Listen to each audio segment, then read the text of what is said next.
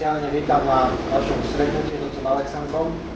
Predpokladám, že vám netreba vysvetľovať, kto to je, pretože zrejme ste sa asi dozvedeli zo stránky, to znamená, že ste tu všetci preto, že vás to zaujíma.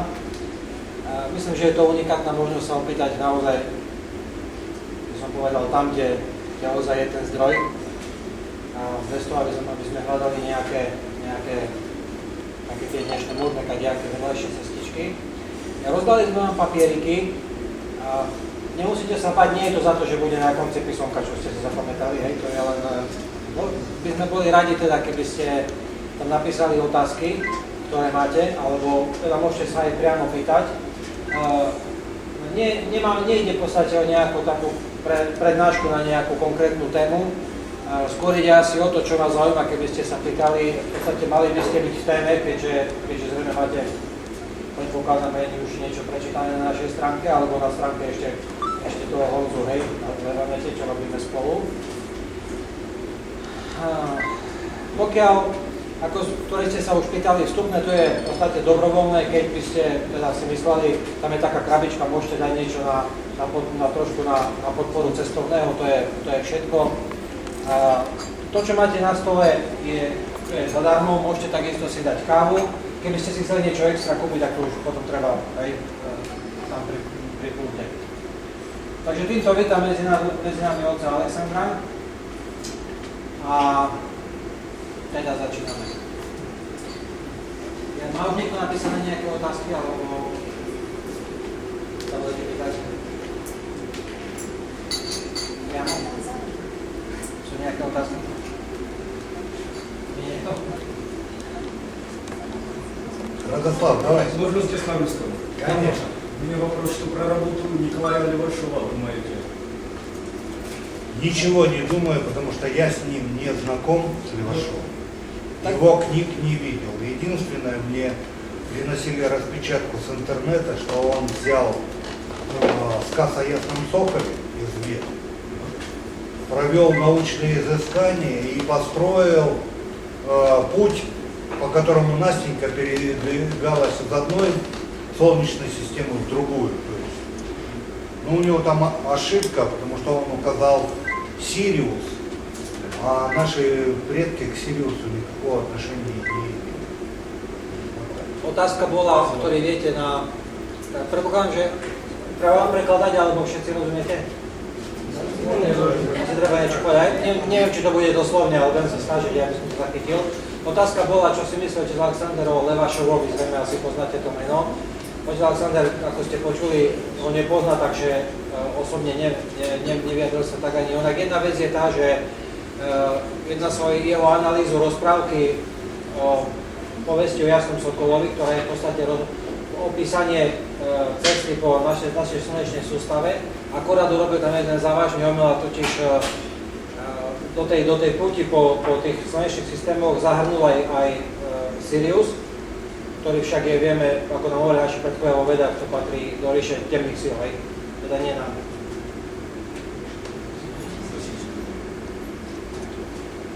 Давайте еще вопросы.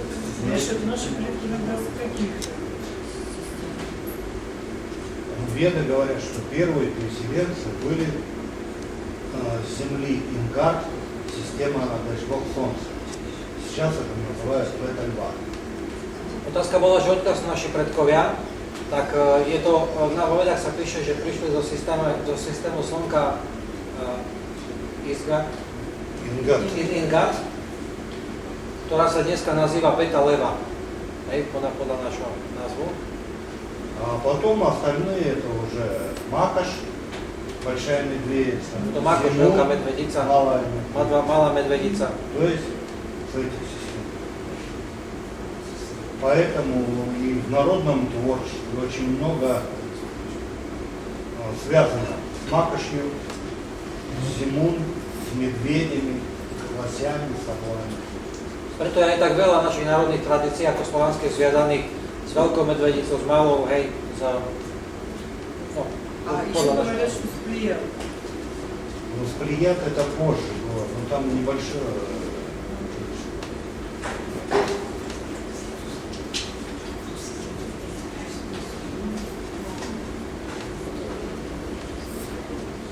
Потому что неоднократное же было переселение, а многократное. Сначала на эту землю прибывали просто кто-то отдохнуть, кто-то исследовать, небольшое поселение. Потом больше. Потом начали еще. Последнее крупное переселение это было с земли Арея сюда на Микоян. Поэтому некоторые славянские племена называли детьми Арея и внуками Арея. А землей Арея у нас назывался Марс. Osídlenie našej zemi sa neodohralo iba jednorazovo, bolo to viacnásobné, bolo to po viacerých, ako ste možno zachytili, z viacerých dôvodov. Niektorí sa chceli naozaj usadiť, niektorí prišli niečo skúmať. Skrátka, bolo to po viacerých etapách a potom aj z iných systémov, z toho pôvodného. Но если так обобщить, это веды говорят о том, что было в далеком-далеком прошлом. Когда сейчас люди приходят, а вот я с какой системы прибыл, я говорю, ваша система называлась роддом.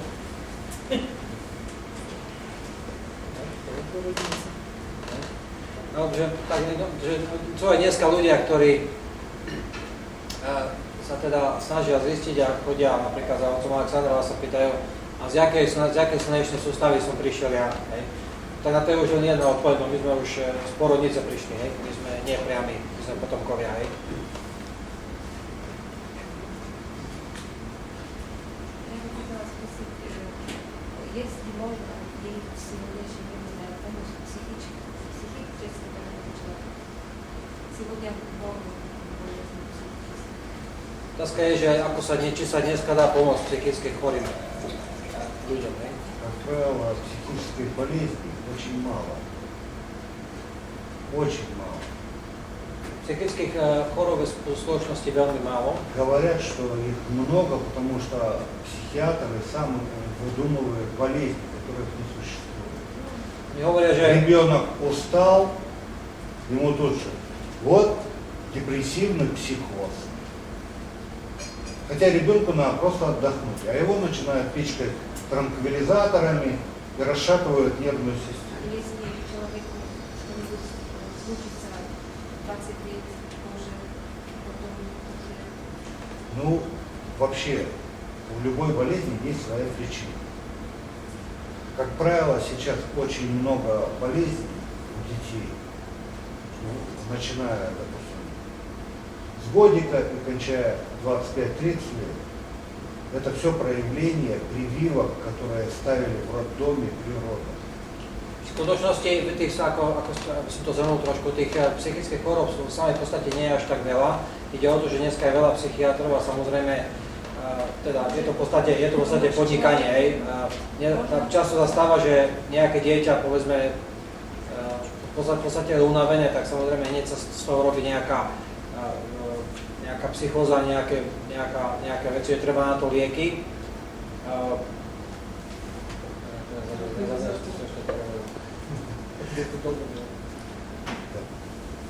Помочь помочь детям, в принципе, можно.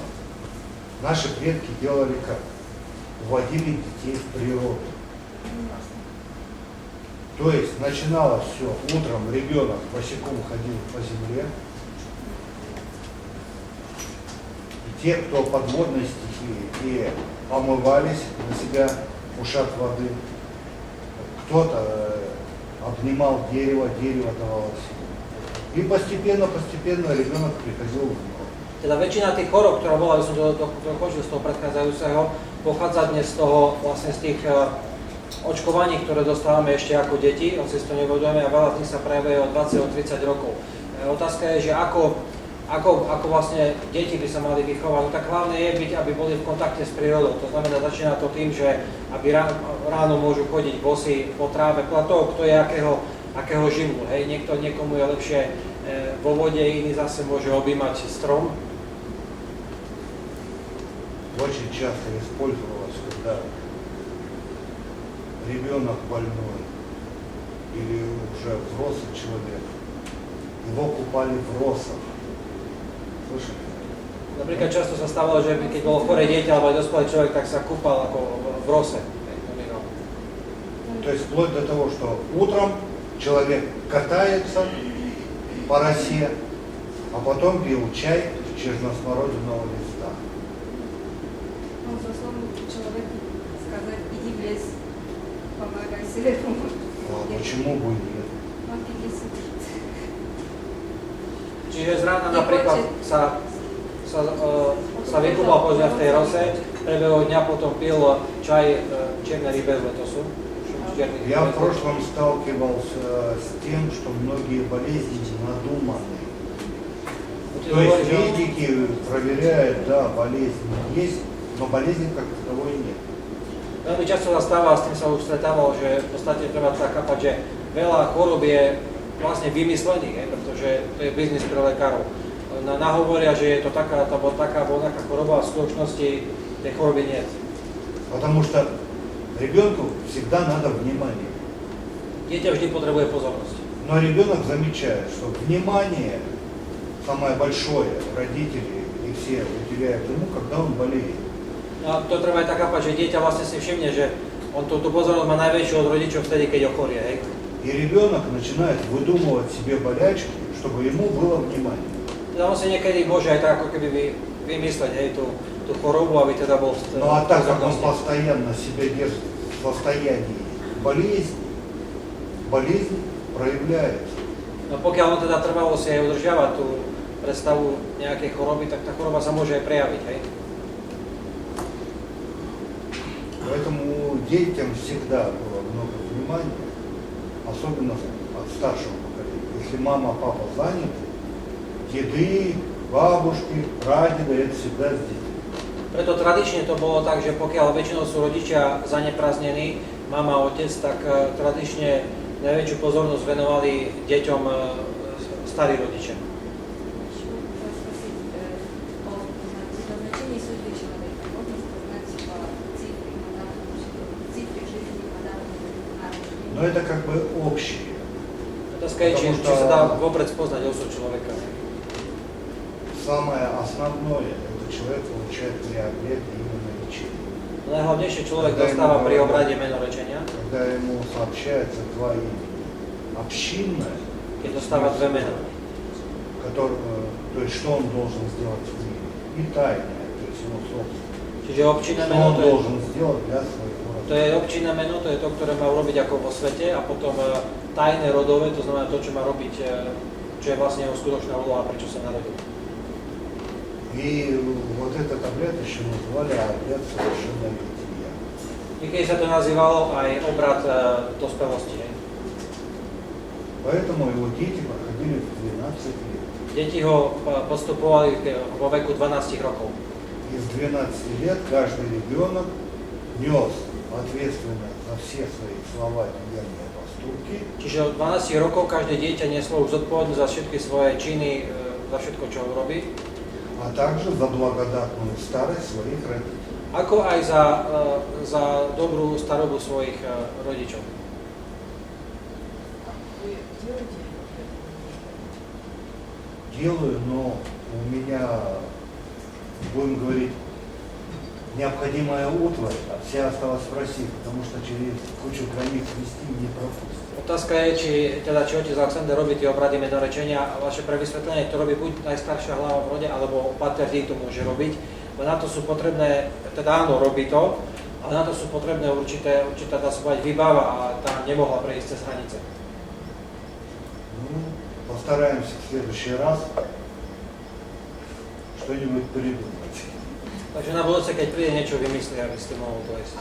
Потому что вот и в Германии спрашивали, и в Чехии спрашивали, и в Аравии спрашивали, Už sa pýtali aj predtým na to aj v и Nemecku, во aj Франции. aj То v есть Čechách. всем до Сибири ехать далеко. Na Sibir ďaleko. Хотя я на машине ничего, приехал каких-то 12 тысяч километров, и я тут. No si otec už prišiel na aute, má za sebou 12 000 kilometrov a je tu, hej. Ja som sa chcel Может opýtať, старший že человек пройти этот обряд? Či môže aj starší človek prejsť? На праздниках самих проходят дети. от 12 до 21 года, это считается дети. А уже через день, 2-3 после праздника проходят взрослые, а там уже от 22 до 70. Na tie obrady sa prevádzajú tak, že to sa robí na veľké sviatky, napríklad Kupala, a teraz bude sviatok Но Kupala. мы всем сразу говорим, что обряд это не просто какое-то действие. Это в первую очередь человек принимает ответственность на себя за свои поступки. Ale treba si uvedomiť, že ten obrad to nie je len akože také nejaké čarimary, to je človek v prvom rade preberá plnú zodpovednosť za svoje činy. Tak spočiatku tie prvé dni sa to robí pre deti od 12 do 21 rokov a potom 2-3 dní neskôr už sa to robí v podstate pre všetkých, aj pre dospelých. Lebo dneska je veľa takých, ktorí nemali možnosť to predtým prejsť, postúpiť. Потому что если человек, пройдя обряд, продолжает жить по-старому, не соблюдая традиции предков, сверху предки накажут по полной программе, что никаким властям даже не снится.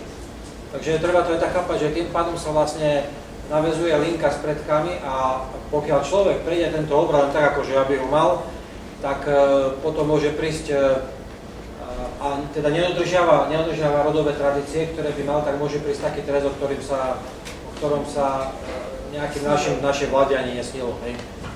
Ну, у нас был случай, приехали люди на праздник, были подготовлены, а с ними были друзья.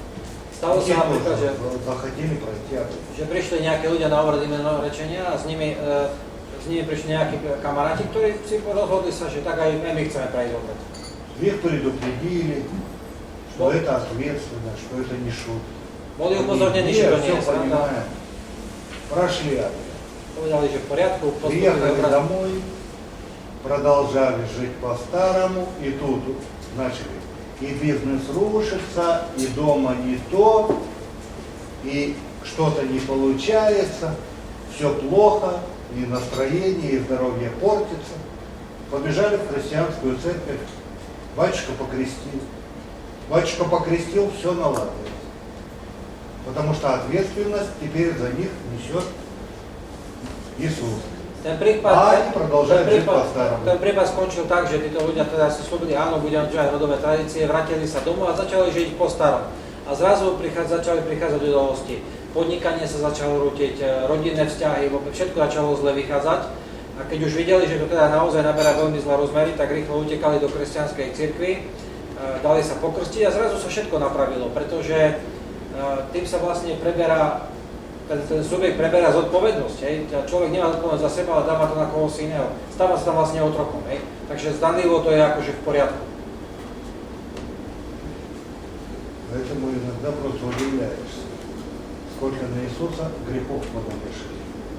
Čiže to vlastne, Все свои грехи отдает ему. to vlastne А až взамен zanešajúce. просят достаток, здоровье, машину, квартиру.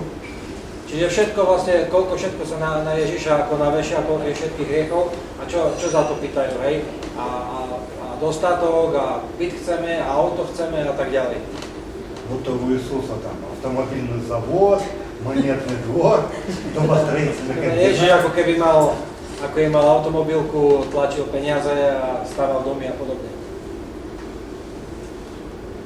Ja som sa chcel ešte opýtať, že spomínal pán otec, že Sirius negatívna energia a Egypťania vítali Sirius, akože sa k nemu úctivo správali, ako v čom to? Нет, не Сириус темный. Нет. Сириус находится на территории, которая владеет темной, а не сам Сириус темный. Takto, akože, to je Sirius akože nie je sám o sebe, ale on leží v oblasti, ktorá patrí do temnej galaxie, temným silom. On hovorí, že почему египтяне занимались Сириусом.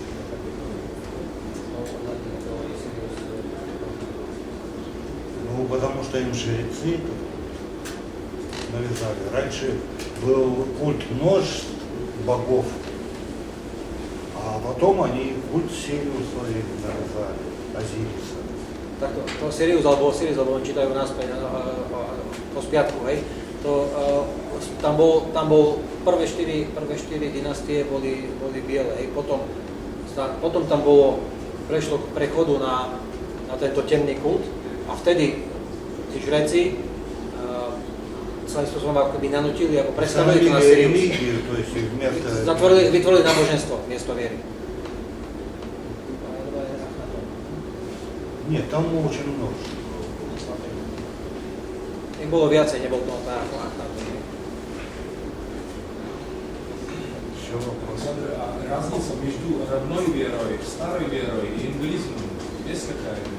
Так старая вера это и есть ингуизм. И ингуизм означает изначальная вера. Inglizmu znamená prvopočiatočná viera. Otázka bola, že aká je stará viera, inguistická viera. Поэтому мы и говорим, вот есть старая вера, а в ней множество путей. Že je stará viera, ale je v nej množstvo ciest. Вот ингляне, они идут изначально. Tí, ktorí sú vstúpenci inglizmu, idú prvopočiatočnou cestou. Есть природники. Sú takí, čo idú prírodnou cestou. То есть мы говорим староверы природники. Они почитают всего двух высших богов. Бог род и мать природа. Отец род и мать Oni si природа. zase ctia dvoch veľkých bohov, teda otec rod a matka príroda. А остальные боги это предки. A ostatní bohovia sú predkovia. Есть староверы огнещане, то есть огнепоклонники. Sú aj takí, čo sa akože ustievajú si oheň, tiež staroverci. И они считают, что должно быть все в гармонии. Огонь в небе, то есть солнце, Čiže má byť všetko v harmonii. Oheň na огонь в nebi, очаге, teda slnko. в жилище и огонь в душе. Oheň v kozube a oheň v duši. Všetko má byť v súlade. Понятно, да? Староверы родовичи, или их еще называют староверы семейники, Sú aj staroverci rodoviči, alebo teda akože rodiny. или семейники. Они считают, что главное это вот род и ладан. И в семье должно быть очень много-много детей. A z ich pohľadu asi hlavný je rod a lada a v rodine musí byť strašne veľa detí. Поэтому у семейников считается среднее это 9-10 детей. Čiže tam je priemer takýchto 9-10 detí. Но будет 20, значит еще лучше. No a keď bude 20, je to ešte lepšie, ne? 30 еще лучше. A tak ďalej. В книге рекордов Гиннесса упоминается женщина-хуторянка, которая родила 69 детей, но выжила 67. Hovorí sa v Guinnessovej knihe, že je tam prípad ženy, ktorá porodila 69 detí a 67 vyžilo. Но при этом все говорят, ах, какая женщина, но никто не говорит, какой мужчина. Takže hovorí, že aká... Он же этих детей зачал, а раз они жили на хуторе, то есть отдельно от всех, он их принял, роды, да? Он их воспитал, он их обучил, он их накормил, обул, одел. To znamená, že otec, že nikto sa nepýta na otca, ja ste znamená, že on ich prijal, on ich vychoval, on ich naučil, hej, to je zase úloha otca, vychoval. Hej. Но об этом почему-то молчат. A o tom sa ako si nehovorí. Потому что политика сейчас такая, что путают образы слов. Ведь все знают слово воспитание, да? To je dneska je taká politika, že sa premiešavajú, sa menia obrazy slov, hej, napríklad výchova. А воспитание это было ведущим отеческим словом питать. То есть мудрым отеческим словом напитать ребенка. V starom význame to bolo akože múdrym otcovským slovom ako keby nakrmiť dieťa. Поэтому воспитанием детей занимались только мужчины. Preto sa tým zaoberali výchovou muži. То есть, потому что, ну, все в школе учили, знаете, да, мужчина XY, женщина 2X, да, хромосомные пары. Keď sa v škole učil, hej, tie chromozómy Y, hej. А раз у женщины нет Y, она не знает, как воспитать мальчика. Čiže ako Ну, нету Y. Čiže ako náhle nemá tento Y, tak nevie vychovať deti. И она не может вас, как говорится, обучить нормально девочку. Почему? Потому что весь свой негативный опыт она от дочки постарается скрыть. Napríklad preto je ťažko, a keď mama vychováva dceru, pretože bude sa snažiť tak vychovať dceru, aby jej skryla svoju negatívnu skúsenosť. Nepovie jej teda celú pravdu. А папа знает, какая должна быть жинка, A otec vie, aká má byť žena. поэтому он девочку и обучает так, чтобы не краснеть перед другим родом, куда он передаст дочь для продолжения следующего To рода. znamená, že tak ju vychová, aby naozaj bola skutočne dobrou ženou a aby nielen robila nejakú okrasu. Jednoducho, ona slúži do rodu, ktorého dáva na pokračovanie rodu. Hej? To je úloha. Вот поэтому, как говорится, отцы и занимались воспитанием.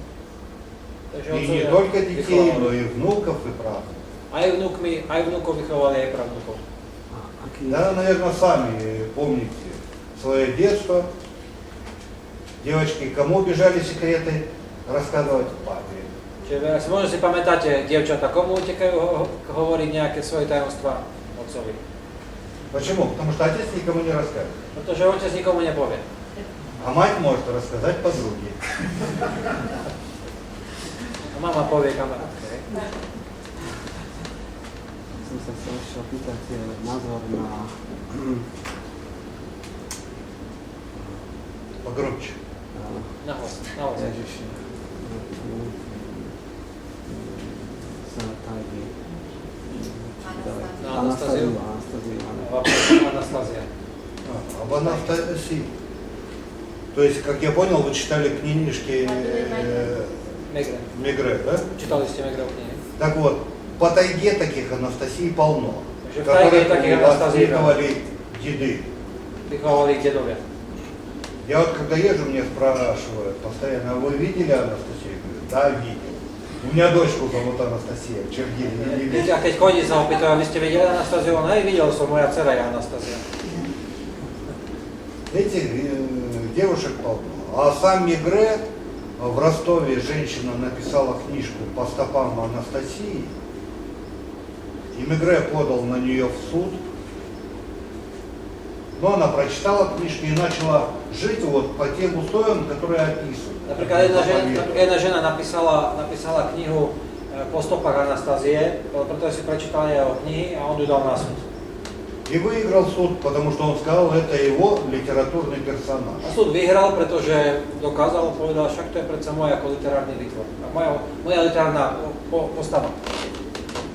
А девочек, которых деды воспитали, и не только Анастасии, с разными именами, их полно. A dievčatá, ktoré vychovajú dedovia, to nie sú Anastázie, majú rozličné mená, je ich veľa. И чем дальше от Москвы, тем больше, как говорится, девочек воспитывают отцы. A čím ďalej od Moskvy, tým viacej dievčat vychovajú otcovia. Но в книгах Мегре единственное, что хорошо написано, что это каждый должен трудиться на благо своего рода, сам воспитывать детей, трудиться своими руками. Вот это правильно. Ale to, čo je dobre napísané v Megreho knihe, to je pravda, že treba pracovať pre prospech svojho rodu vlastnými rukami a sám vychovávať deti. To je jediné tam napísané dobre. Ответил? Stačí? Ona tam napísala veľa vecí, ktoré sú akože správne a dobré. Ja si myslím, hoci to možno, že nie je tá osoba, ale že niekde to počul a tam dal do tej knihy. Ale tam je veľa takých, Zabijem stavky. že tam je veľa takých pravdivých vecí, nielen to, čo si myslím. Говоришь, что там больше хороших вещей написано. Не, ну я общее сказал. Вообще концепция, которую продвигает Мегре, это создание новых помещиков и новых крепостных. Takže to hlavná myšlienka, to bolo vyjadrené k hlavnej myšlienke, teda vytvorenie tých rodových občín, hej, to akože je v poriadku. То есть, чтобы и бари были, и крепостные. Вот это. Сейчас же как? Общество Анастасии, руководство получает кучу земли, каждому дает по гектару, а потом говорит, а вот у нас осталось, берите в аренду, выращивайте там морковку, свеклу, редиску, а мы поставим за год пункт и будем у вас закупать. И вы будете оплачивать аренду. Цена аренды земли возрастает, закупочная цена снижается, и люди всей семьей попадают в долговое рабство. Len to, čo sa deje, čo my tu nevieme, je to, že spočiatku ľudia si zoberú po hektári a začnú si akože gazdovať, lenže potom dostanú ponuky a zoberte si ešte viacej najmä do nájmu a dopestovávate tam zeleninu a neviem, čo všetko treba. My tu urobíme nejaký nákupný bod, budeme od vás kupovať a postupne sa stávať to, že cena za tie nájmy sa postupne zvyšuje, cena za nákupenú zeleninu sa znižuje a ľudia sa dostávajú do ťažkej závislosti, vlastne do otroctva. Toto už sa nepíše v knihách, že takto to prebieha. Потому что гектар это мало. Hektár je málo v skutočnosti. В 1910 году Петр Аркадьевич Столыпин переселенцам в Сибирь давал по гектару на человека. Pretože v roku 1910 Stolypin dával tým, ktorí sa presťahovali na Sibír, hektár na človeka jedného. То есть вот переселялась семья 20 человек, да? Деды, родители, там, дети, внуки, неважно, мальчики и девочки, 20 человек, давалось 25 гектар. То есть по гектару на каждого и 5 гектар на выпас скотины. To znamená, že to tak aj bolo, keď prišla 20 rodina, tak dostali 25, to znamená 20 plus 5 na nejaké ďalšie veci. Потому To что je они hektári не málo na только rodinu. у людей, еще и под скотину. Корову Teda pre уже dobytok, не hej, кормишь, no, где-то. pre dobytok, pre hospodárstvo.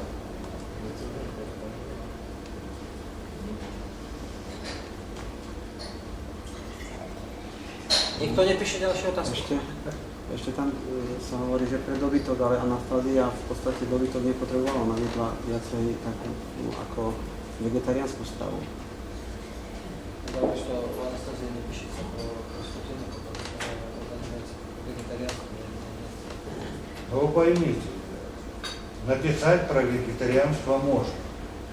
Мы всегда говорим, человека питает не то, что он ест, а то, что усваивает своего организма. Čiže ako ľahko sa môže písať nejaké také veci, že povedzme takto sa má žiť, ale hovorí sa, že človek nie je to, čo teda to, čo potrebuje organizmus, hej, to musí príjmať. Тем более не забывайте, Мегре пишет, что Анастасию он нашел где? В Новосибирской области, да? Čiže čo hovorí Megre, že on našiel Anastáziu kde si v oblasti Novosibírska, hej? А это Восточная Сибирь. To je východná Sibír. А морозы до минус 50. Зима 7-9 месяцев в году. A sú tam mrazy minus 50 stupňov, 7 až 9 mesiacov do roka. И где они вегетарианскую пищу будут брать?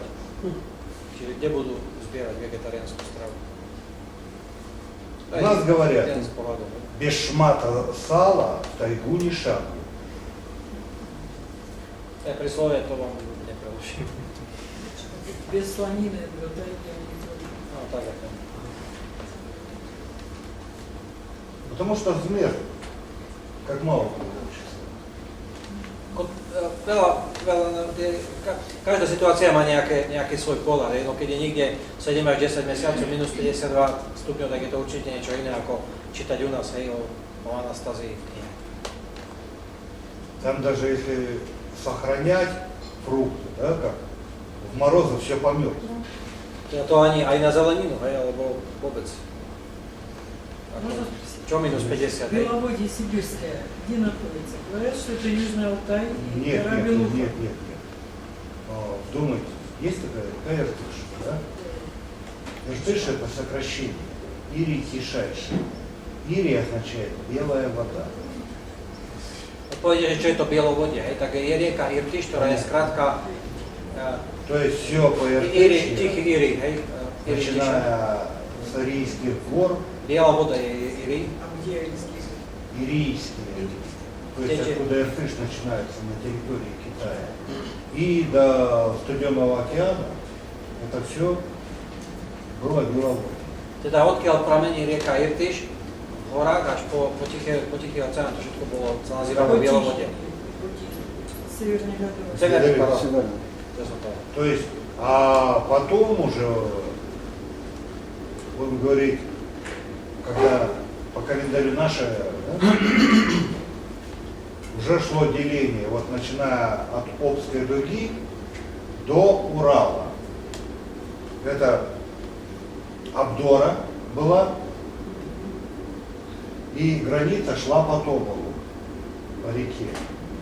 По другую сторону Аби-Иртыша находилось Лукоморье, ниже Беловодья, а тут, как говорится, западнее Югра. А дальше, в сторону Алтая, уже Белогорье. А еще дальше на восток другие земли. Ну, по легенде говорят, что Беловодье это страна счастья, это рай на земле. Естественно. Там Знаете, горы реку. было такое выражение. Закон тайга, да? Кто не по совести, тот погибает. Да. Поэтому все жили по совести. Все друг другу помогали, у всех был достаток, то есть ничего лишнего. Все, что надо, всегда было. А раз все есть, и люди счастливы. To je teraz debata o tom, že čo vlastne, pokiaľ siaha geograficky to Bielovodie. Ale je to ako keby taká krajina, kde sa aj, ktorá sa aj spomínala, ako že je to krajina šťastia. Áno, možno dlho hovoriť, že to bola krajina šťastia, alebo je, lebo tam sa žilo podľa svedomia. To by som tak len skrátil, čo hovorím.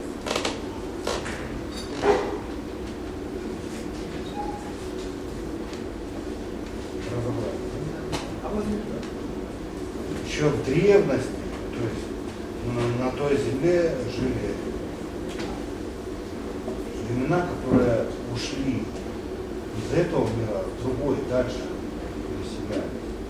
Поэтому и существуют легенды о стране Беловодья, где арии ушли в высшие миры и везде оставили врата, пока не закончится ночь сварки. Все до сих пор эти врата в высший мир ищут. Но их не надо искать. Они откроются перед каждым человеком, когда он достигнет определенного духовного развития. Je taká legenda, že tú krajinu Bielovodia obývali v pradánych časoch Aríci, ktorí odišli ako keby do iného sveta. A ako dodnes ako keby ľudia hľadali, že zanechali tam nejakú bránu. Hej. A teraz ľudia ako by hľadali, kde sú tie brány, brány šťastia. No otázka je tá, že netreba ich nikde hľadať, ktorá sa má otvoriť, keď skončí noc Svaroga, to ja by som nezabudol.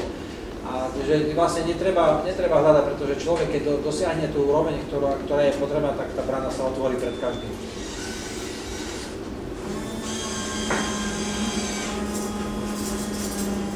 Если понятие, сколько инвалидов в России вообще. А мы никогда не считаем. Koľko inglíkov je v Rusku, odpovedia, že nikdy sa Мы не считаем, за нас КГБ считал. Ich počítalo KGB, hej. То есть они посчитали, что в Омской области нас 13 тысяч, Čiže porátali, že v Rómskej oblasti je ich 13 000 а по России где-то около 15 миллионов. a po celom Rusku približne okolo 15 miliónov. Ну, я могу сразу сказать, что это данные неверные, A rovno už povedať, že to nie sú presné údaje. потому что каждый год в каждой семье рождаются дети. Pretože každý rok sa v každej rodine rodia deti. А раз дети рождаются в семьях староверов, значит и дети потом становятся староверами. Значит что? Староверов с каждым годом становится все больше.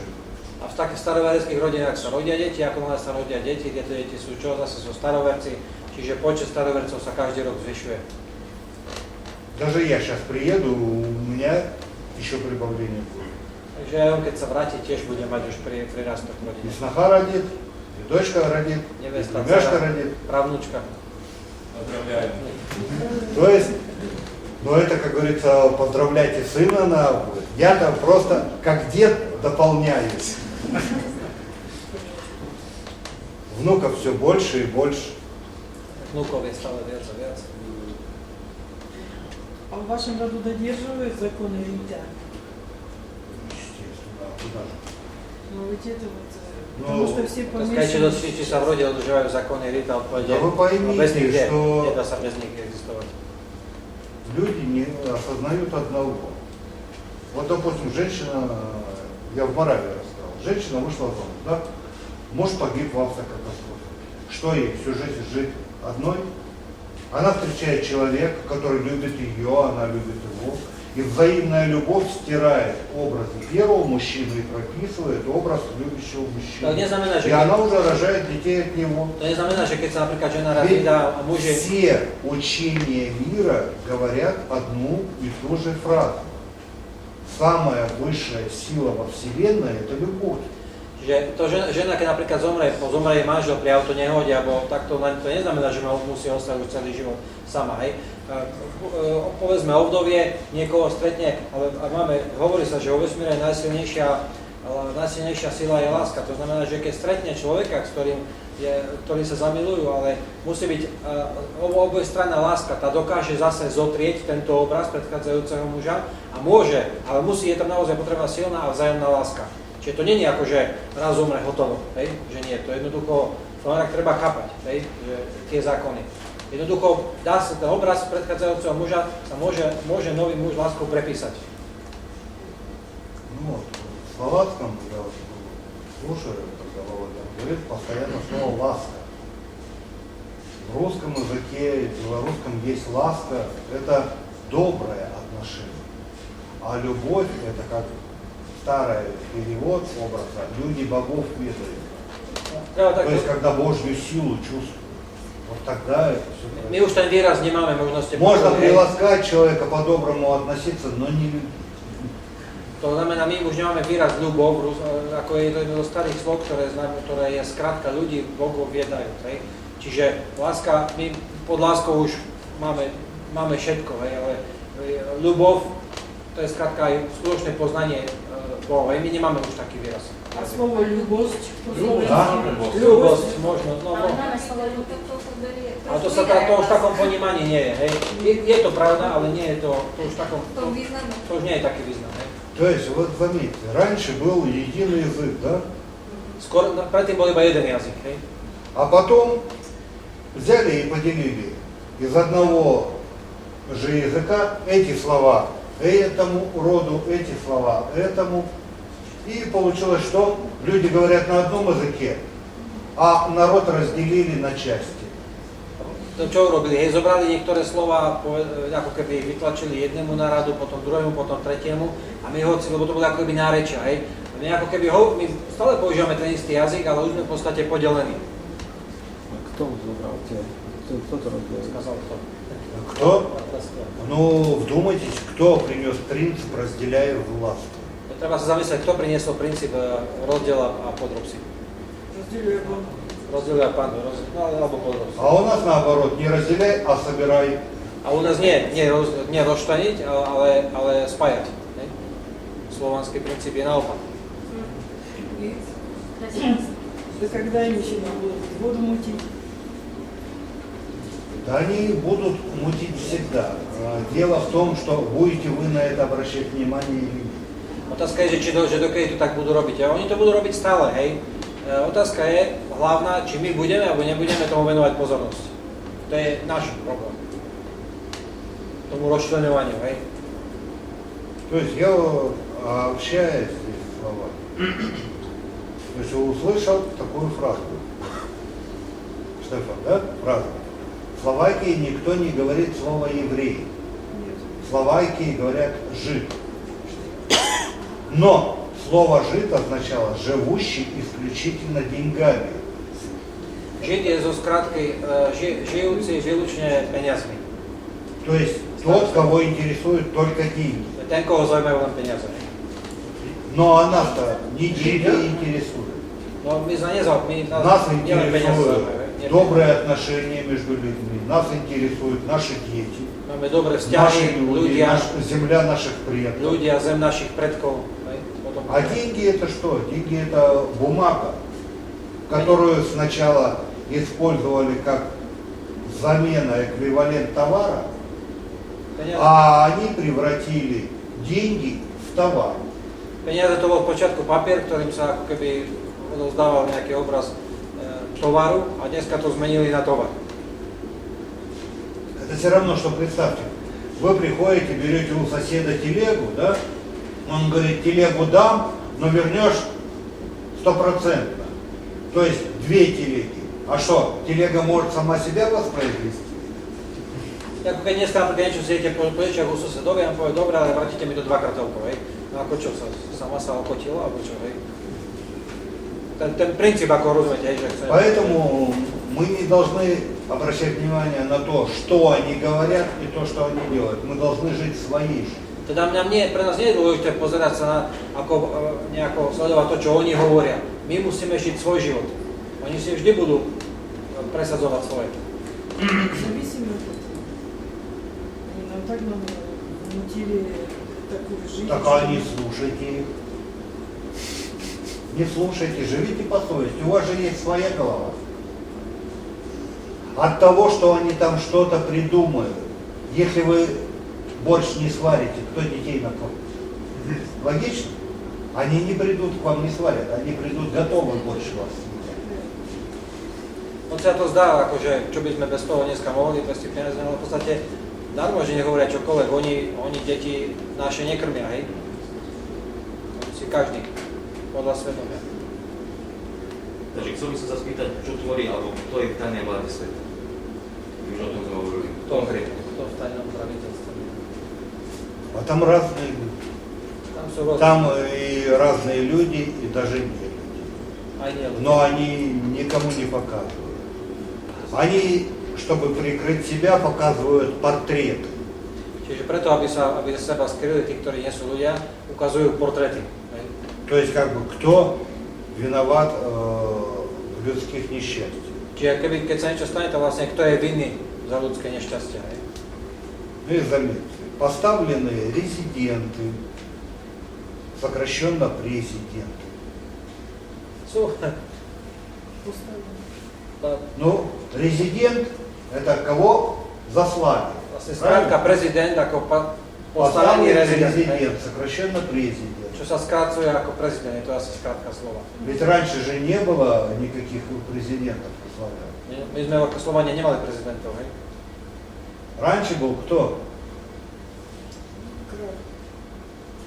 Král nebol. Был глава совету, то есть глава рады.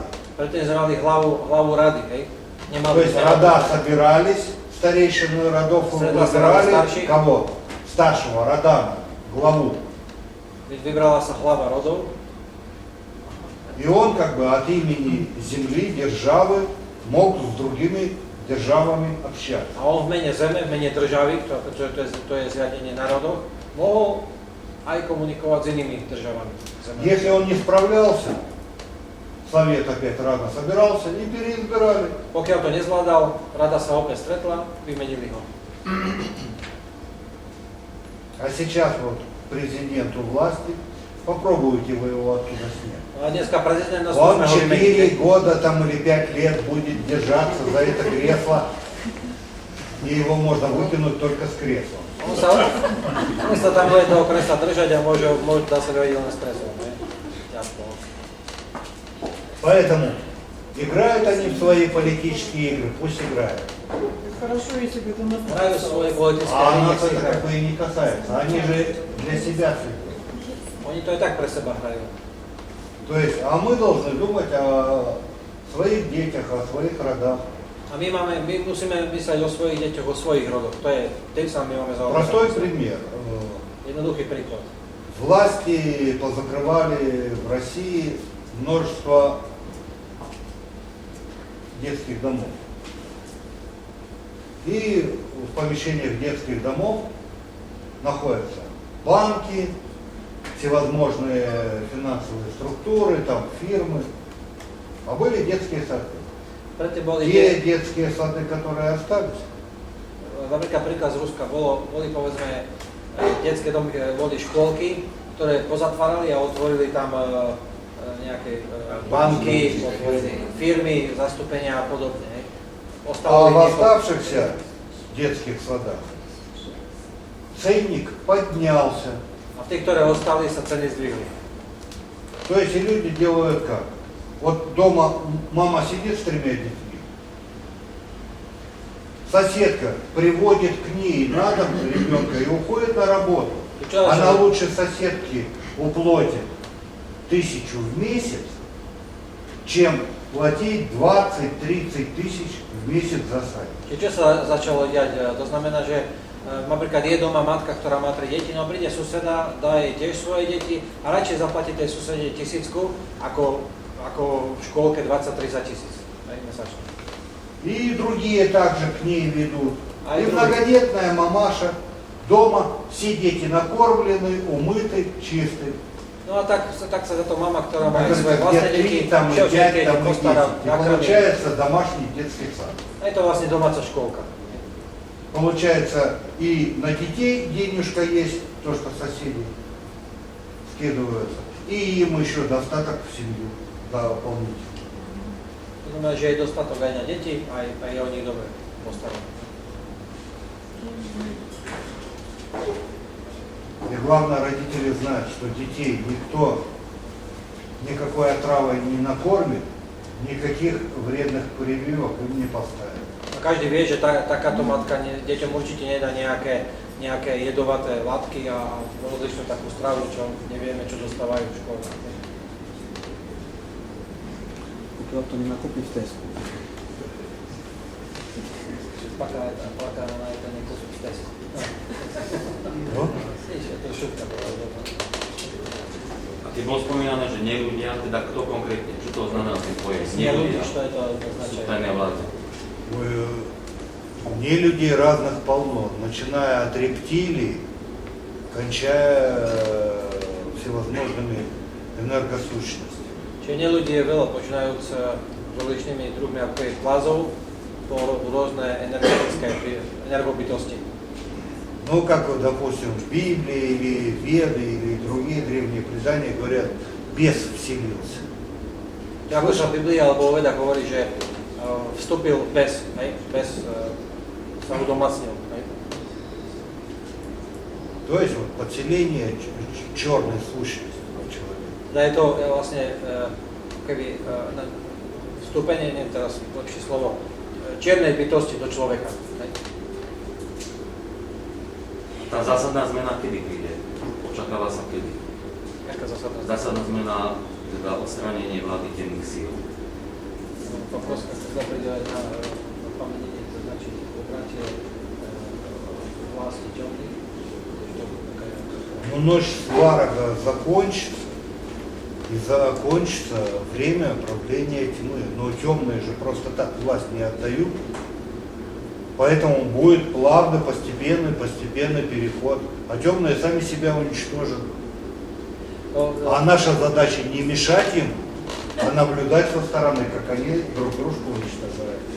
Tá vláda temných síl končí, teda tá ich moc končí s nocou Svaroga, ale naša úloha nie je do toho vstupovať, pretože oni tak či onak dobrovoľne nikdy vládu neodovzdávajú. Tak jeden zo spôsobov je jednoducho sa do nich nestarať, starať sa o svoje veci, tie, ktoré sa hovoria, oni sa aj tak budú medzi sebou ničiť.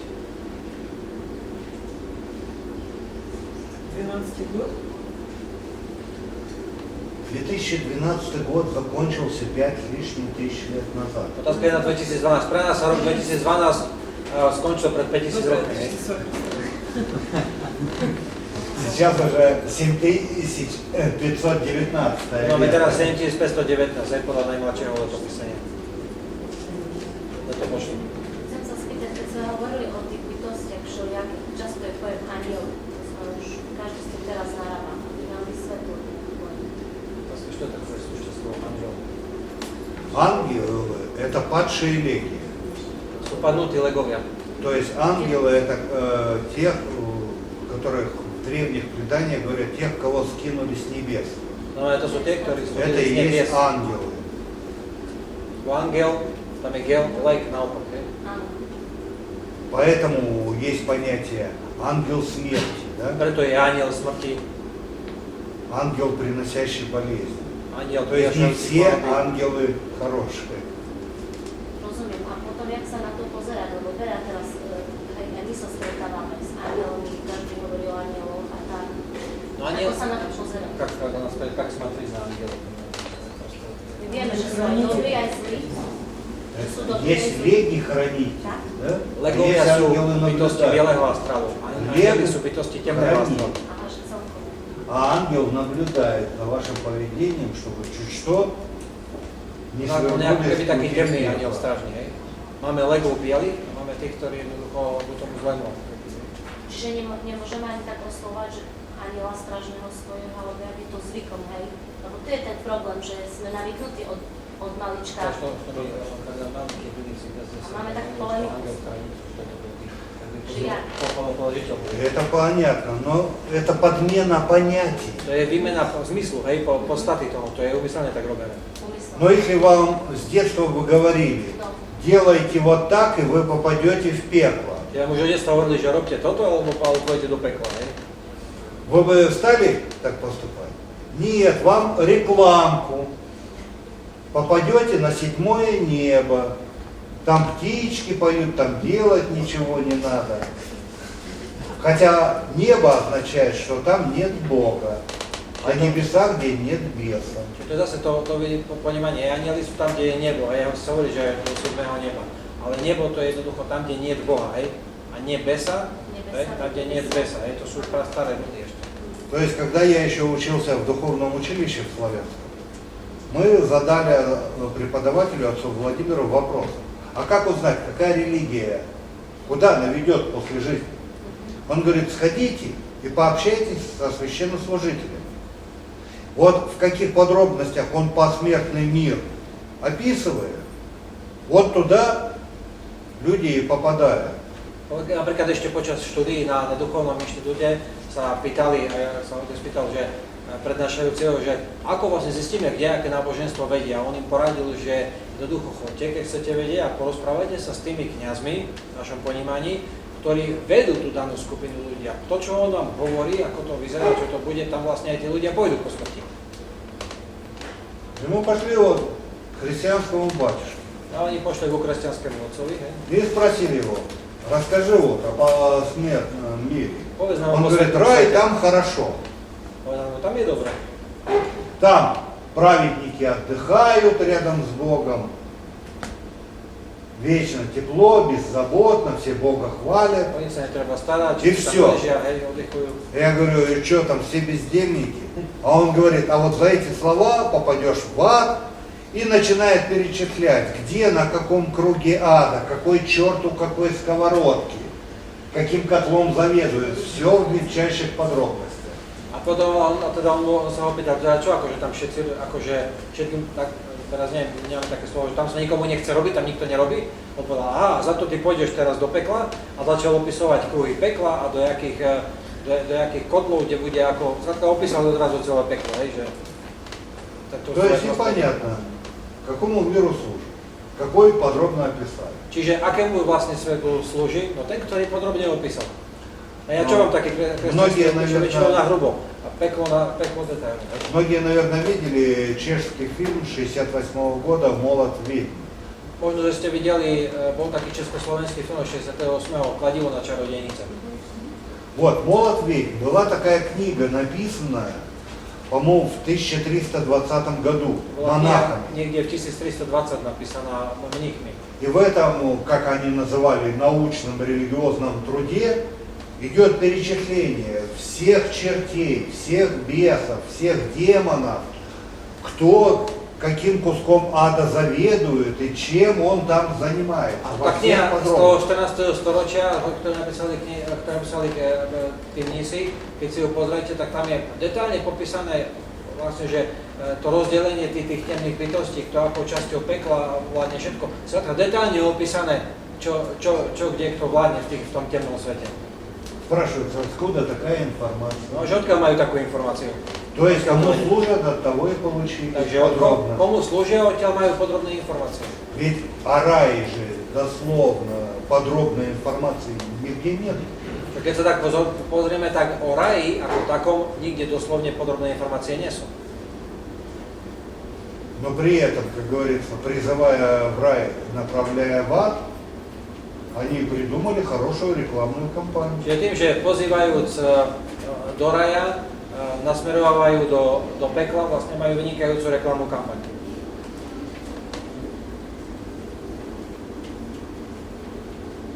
Но при этом, наверное, многие, не знаю, как вот в Словакии, если бы понаблюдали наших христианских батюшек, бабушки последние копеечки несут в церкву, а они разъезжают на Мерседесах, на Бентли. Že nevie teda, ako je to u nás na Slovensku, ale že v Rusku je to tak, že babky posledné kopejky nosia kňazom a to posledné, čo majú, a oni sa vozia na Bentley, na Mercedesoch a na takých autách.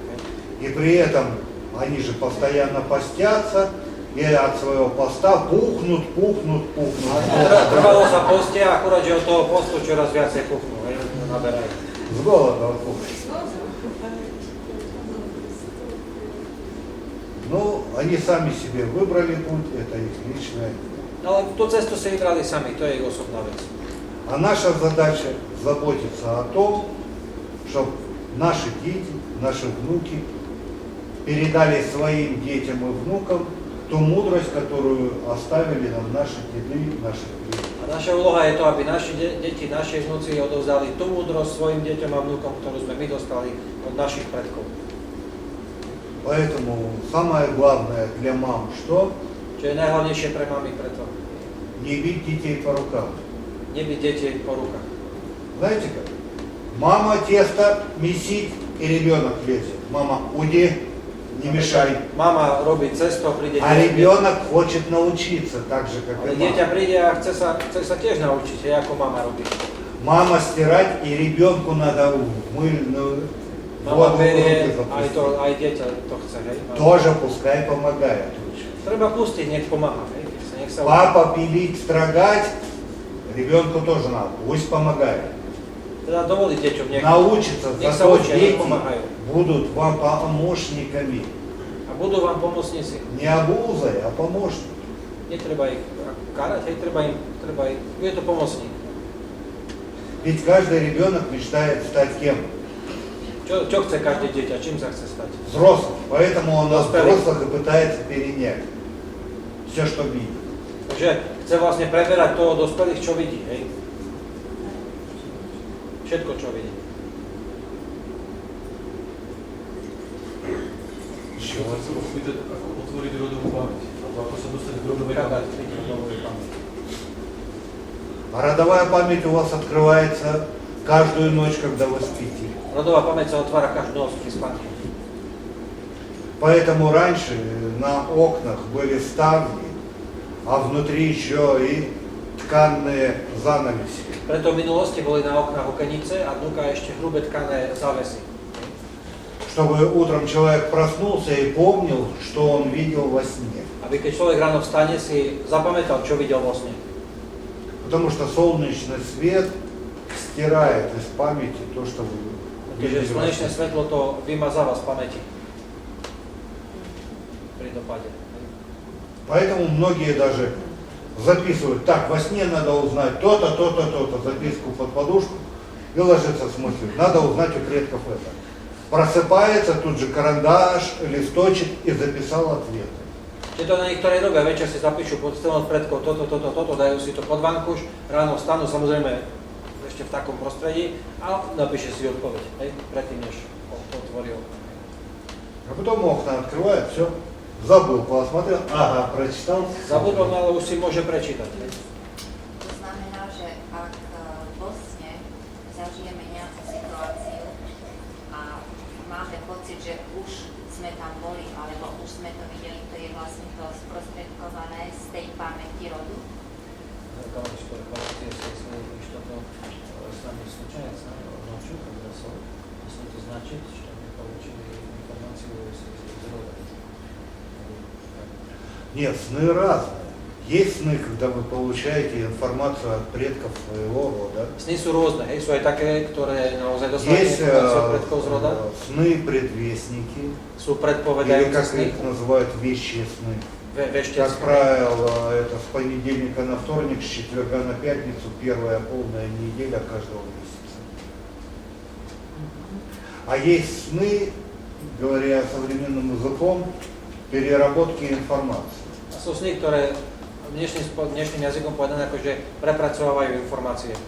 То есть вы пошли до рынка, там пообщались, на работе пообщались, посмотрели телевизор там, и у вас получается в голове информационная каша.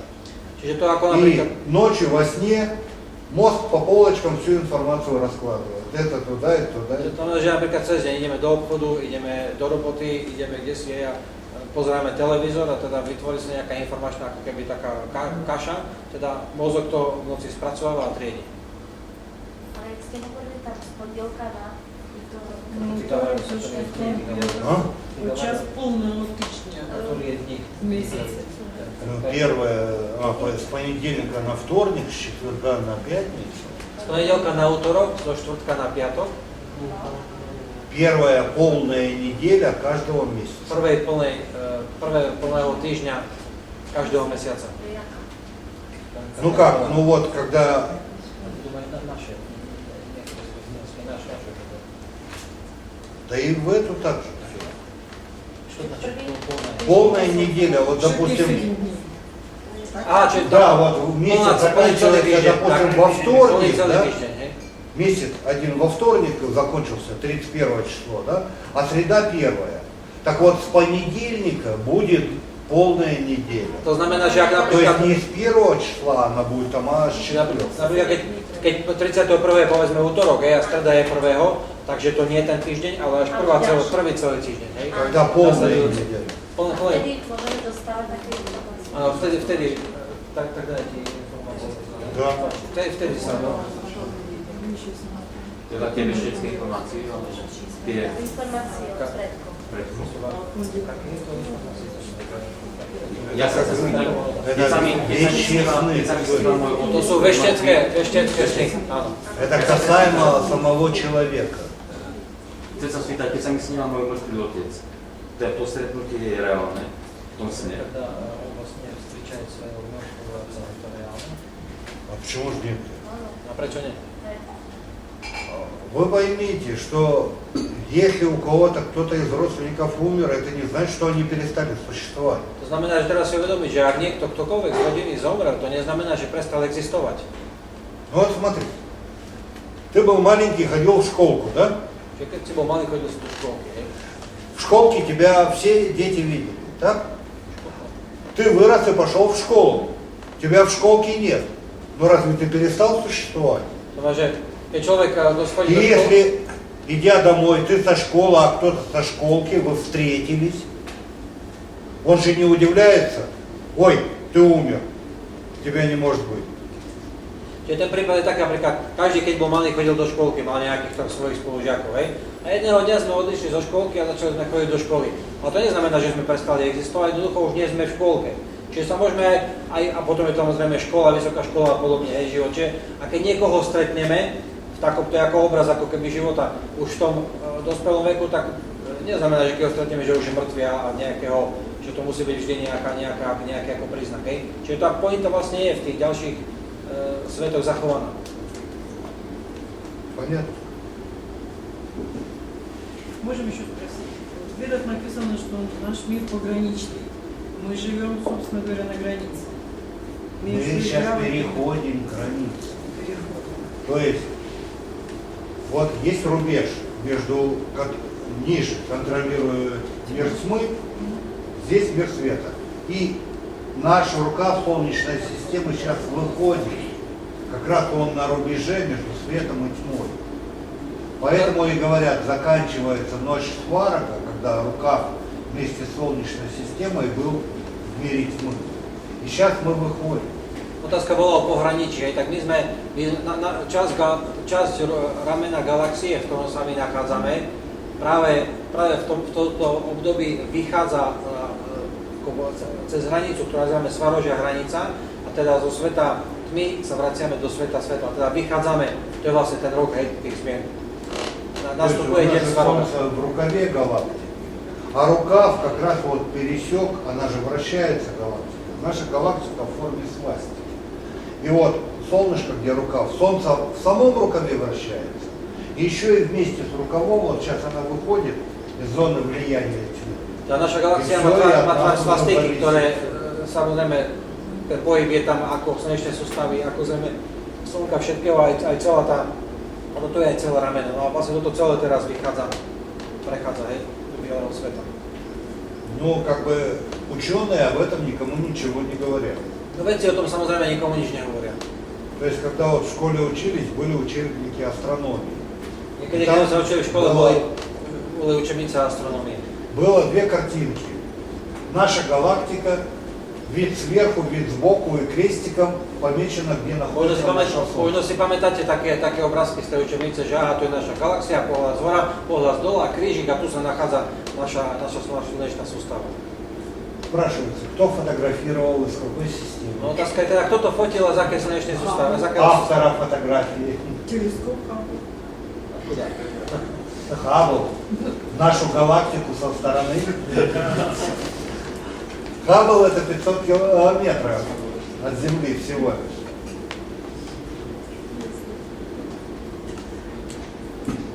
Или там написано, что до ближайшей звезды Проксима Центавра 4,1/3 светового года. Кто мерил? Alebo je napísané, že najbližšie hviezdy Proxima Centauri je nejaké 4,5 svetelného roku. No, kto to zmeral?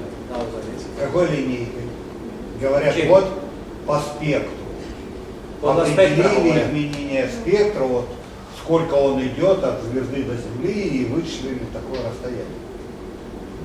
Но свет же, луч света, он же изменяет, это же колебания.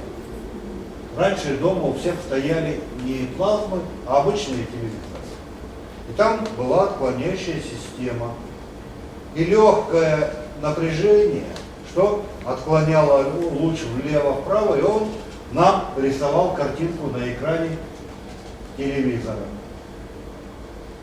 А сколько на пути звезд, планет этого луча, и каждая отклоняет. И получается, что свет идет от звезды до Земли, от Проксимы, гораздо больше, чем расстояние. Да. То есть людей специально запугивают большими расстояниями, чтобы они не думали о полетах к другим солнечным системам. Teda tá informácia o vzdialenosti iných slnečných sústav je klamlivá, ktorá podáva naša veda, pretože predtým, teraz sú plazmové televízory, ale predtým možno pamätať, no každý si pamätá, boli tie staré televízory, čo tam je, tam vlastne lúč elektrónu, ktorý je vychylovaný elektromagnetickým polom, sa posúva, hej, hore dole. To znamená, že to, čo hovoríme, že podľa spektra sa to akože tá vzdialenosť určuje, ale ten lúč vieme, však ostatne svoje teórie relativity, hej, že ten lúč on nejde priamo, jednoducho je veľa hviezd ďalších a ten lúč svetelný, on ide ako keby podobne ako na tej obrazovke. Čiže skutočnosti tie vzdialenosti nie sú až také veľké, ale tie nás práve strašia, akože sme sami, nie je to tu nikoho.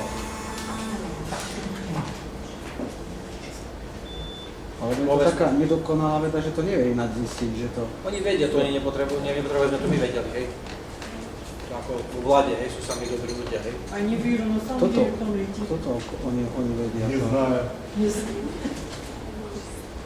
В ведах ничего про Нибиру не говорит. Dneska je... Когда говорят, а что вы скажете про Нибиру, я говорю, я ничего не беру. Hovorí sa dneska populárna otázka o planete Nibiru, asi ste tie Sinčinové knihy väčšina čítali. No vo vedách sa o Nibiru nehovorí, on na to zvykne odpovedať, že on nič neberie, hej, ničoho neberie. Веды говорят о звезде Мары. No, vo vede sa hovorí o hviezde Mara. То есть если вот наша Солнечная система, Солнце вот так вращается, да, звезда Мары ходит вот так. И сейчас идет сближение Teda hviezda Mara je tiež орбит. ako konečne ako naša slnečná sústava ináč je v opačnom smere a teraz sa práve približuje ku nám. И влияние излучения звезды Мары, она влияет на все живое. A pretože je ťažšie ako slnko, tak vlastne začína vplývať jej, má vyššie vibrácie a začína vplývať na všetko živé na Zemi. То есть растения раньше были маленькие, теперь большие. Rastlinky boli niekedy malé, teraz sú veľké. Где-то рыбы были маленькие, стали большие. Sú miesta, kde ryby boli malé, dneska sú väčšie. Ученые говорят, возможно, где-то радиоактивный источник, началась мутация. Нет. Vedci hovoria, no, že asi nejaké radioaktívne žiarenie, nejaké mutácie začali a podobné veci. Hej. Оно влияет и на человека. Если в человеке добро внутри, добро увеличивается. Если в нем любовь, любовь увеличивается. Если зло, зло увеличивается. Агрессия, агрессия. Ona vplýva aj na То, ľudí. что rovnako. имеет, то и увеличивается. Čiže teraz vlastne všetko sa zrýchluje do svojmu extrému, hej, sa zväčšuje. Čiže dobro ku dobru, hej, zlo ku zlomu. všetko ku tomu, čo je vnútri človeka. Hej? А ученые же этого не знают.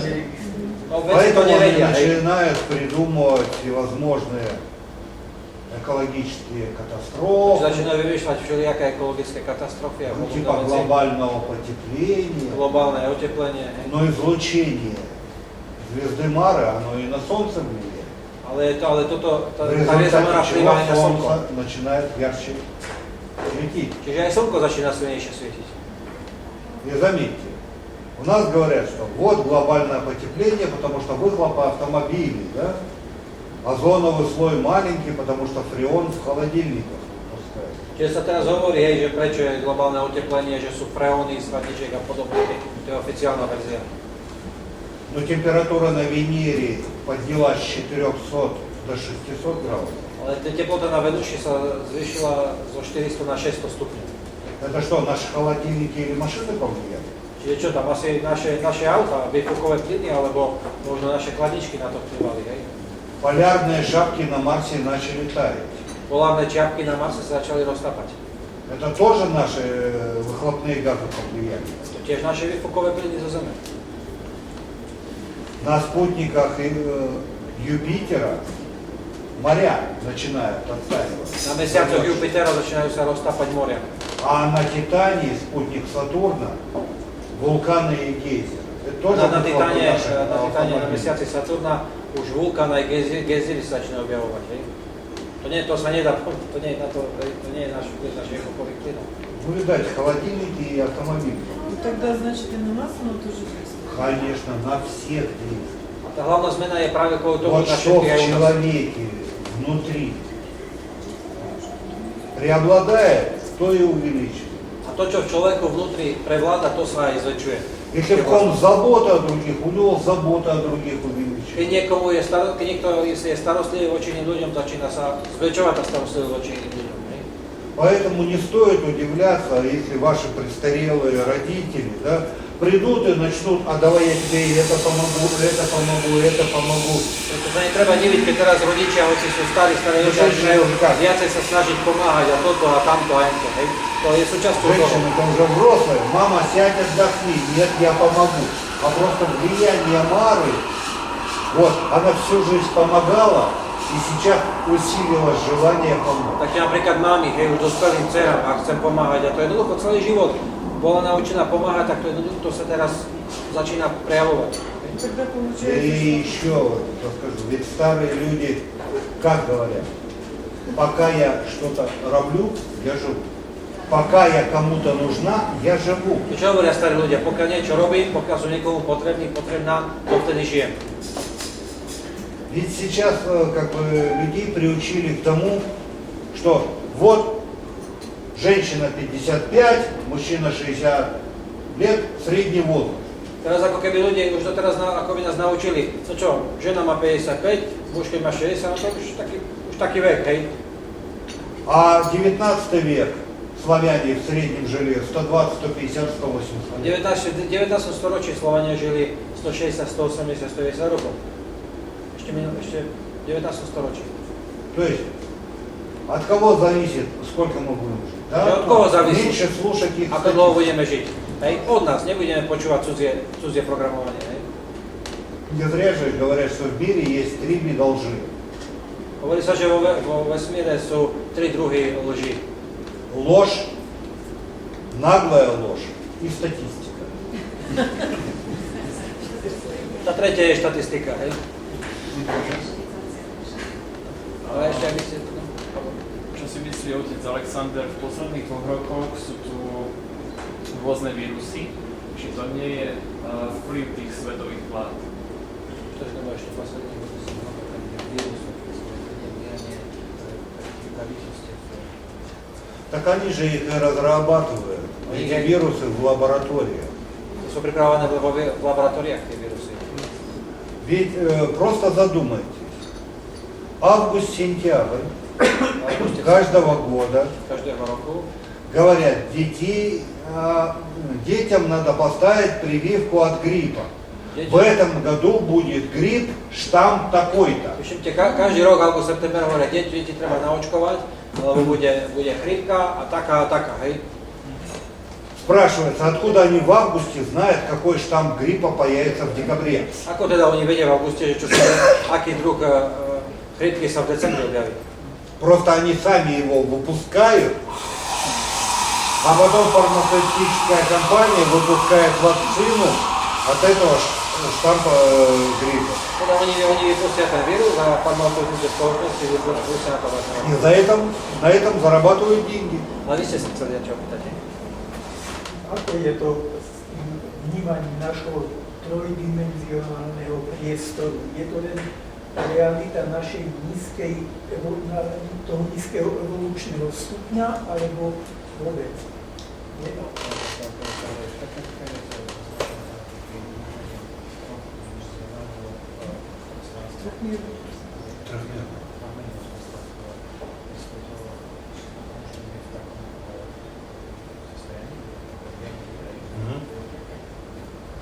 Ну я больше. Почему мы находимся в таком состоянии? No prečo V sme tak trojmernom míri, trojdimenzionálnom, prečo sme teda taký v tom trojdimenzionálnom? Myslím si, že na tejto telesnej stránke dívame sa z očí a je to XYZ. No, to rozumiem na svete, prečo v ňom ale ako nachádzame? duchovná bytosť tam nie sú dimenzie, alebo jak? Мы находимся в этом трехмерном пространстве, которое движется в четвертом пространстве, то есть во времени.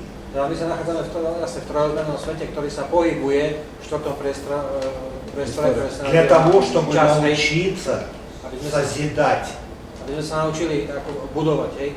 Это вот как в детский sадик пошли или в школу. Ako keď sme ešte To do je školky alebo do školy, učиться. hej. Naučiť sa niečo. Понятно, да? То есть наше тело – это наша одежда для данного мира. Teda naše telo v tomto priestore je náš oblek pre tento svet, hej. Teda čibútka, jak to hovorí. А чтобы научиться созидать, надо научиться любить. Na to, aby sme naozaj mohli nejako tvorivo budovať, treba sa naučiť milovať. Потому что, ну вот, стул, да? Stolička napríklad, hej. Раньше деды делали, они вкладывали душу, и вот такие стулья стояли веками.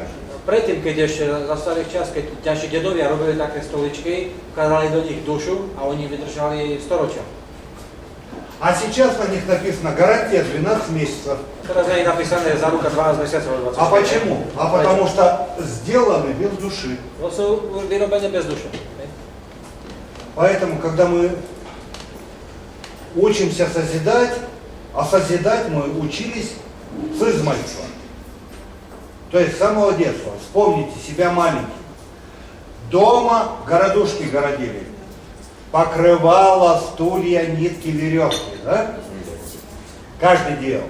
То есть пытались создать свой маленький мир. Подросли, начали что? Шалашики строить.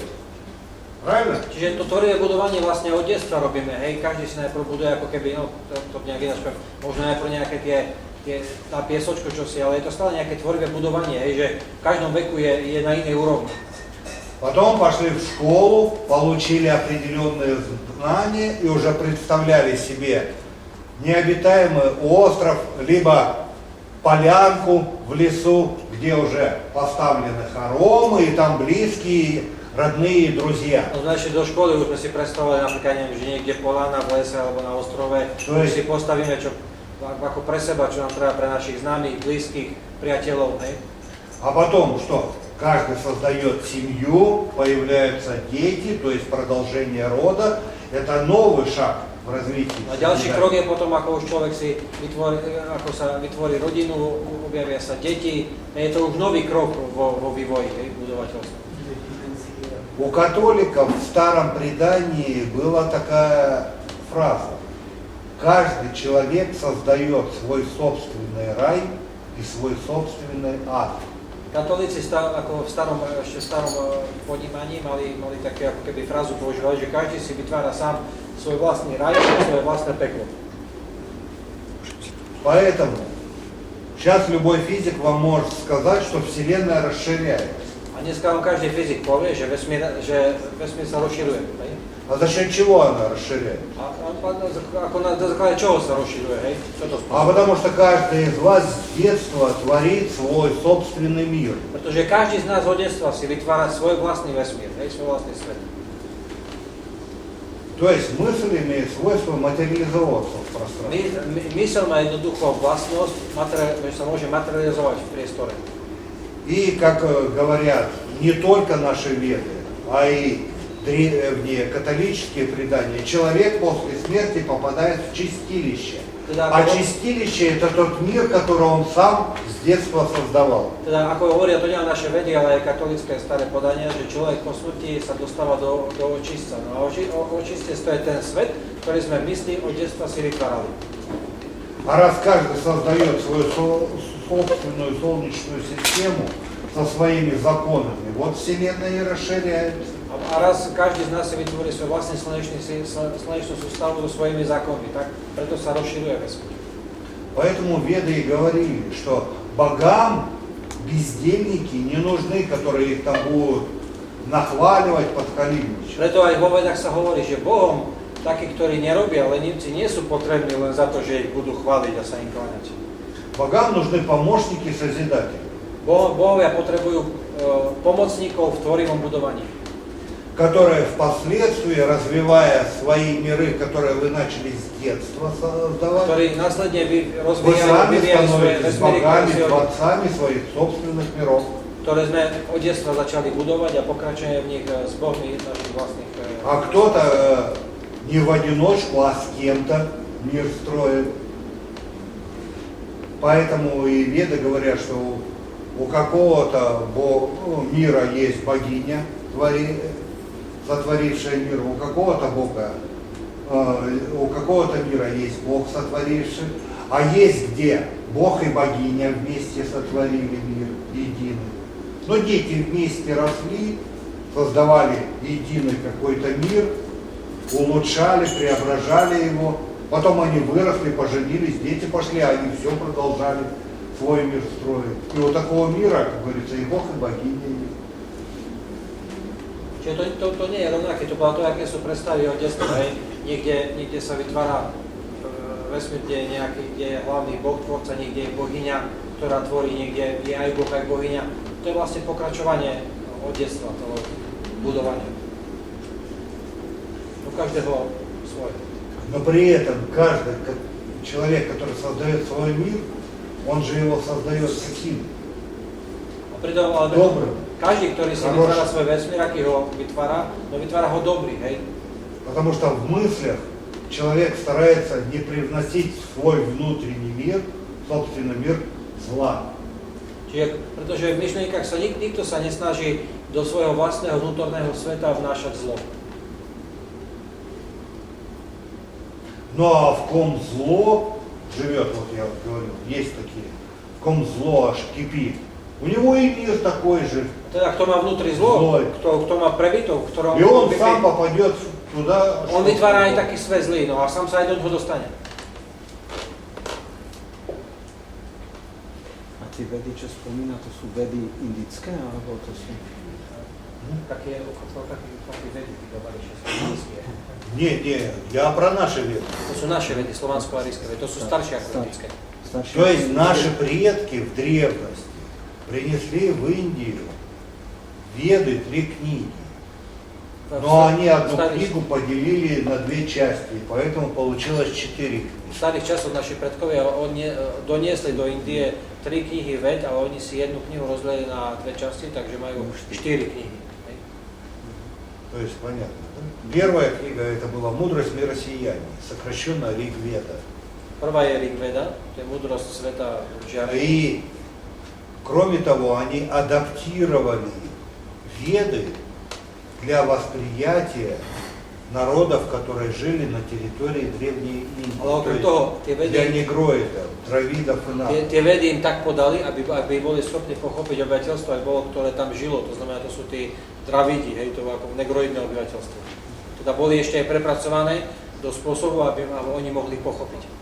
То есть если вы будете читать Махабхарату, Napríklad, ak by ste čítali Mahabharatu, Путешествие Бхагавана, книга лесная. Kniha lesná je tá.